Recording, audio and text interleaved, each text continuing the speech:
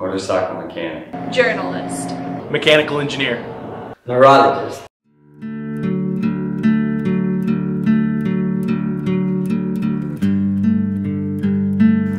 Throughout our lives, we are presented with choices. Choices that make who we are and what we will become. Some small and some life-changing. What will we wear today? Or what will we do for the rest of our lives? At first, we don't have a clear image as to what our lives will look like in the not-so-distant future. There will be many twists, turns, speed bumps, and forks in the road. These are what make or break who we are and who we will become. But it's up to us to overcome the obstacles that we encounter. No, we must overcome what we encounter. As humans, who we are still very much new to this world. The turns we are forced to take and the roads we choose to travel down will never be as crucial as they are right now. We are at the point in which life we will discover who we are going to be in the future, but we are still learning how to live.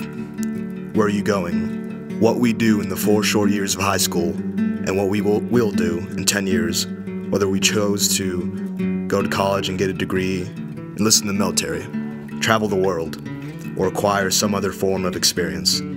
These choices determine the rest of our lives.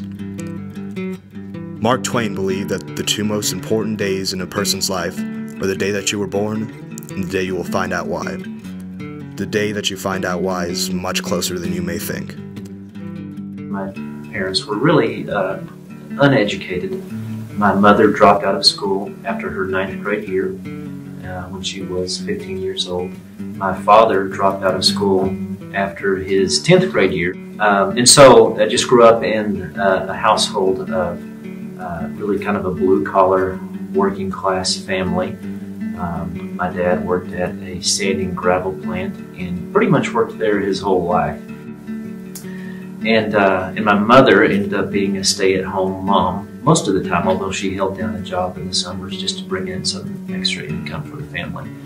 Both of my parents were dropouts. However, because of that, I think they really encouraged me to pursue my education, to do as well as I possibly could in school.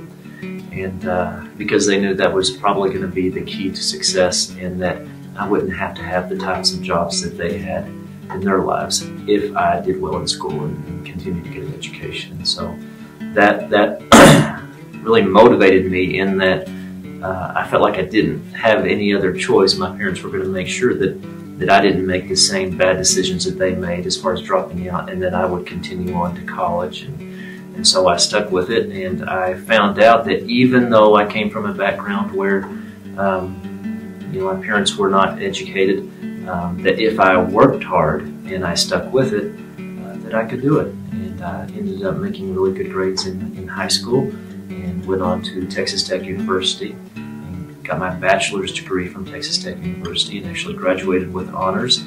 I have seen lots of things from the educational standpoint, both as a student and then as a teacher and a coach and now as an administrator. And so, but for anybody, as long as you're willing to work hard and you have a goal in mind, then you can do it. You can accomplish it. And I just think that my experience coming from 2 parents who dropped out of high school kind of illustrates that doesn't matter what your background is or where you start. It's how hard you work along the way that determines where you're going to finish. And the future is bright for myself because I'm a lifelong learner, and I think it is for anybody, especially our students who are now at Tascosa High School, because of all the opportunities that we're working hard to provide them. If they'll just do their part and work hard along the way too. Just work hard. Just work hard and see what good things will come out of it. Stay focused on your goals. The amount of things that you can do is limitless. The amount of opportunities is infinite. It doesn't matter where you come from or where you've been. You don't even have to know where you're going. Just go. Go live.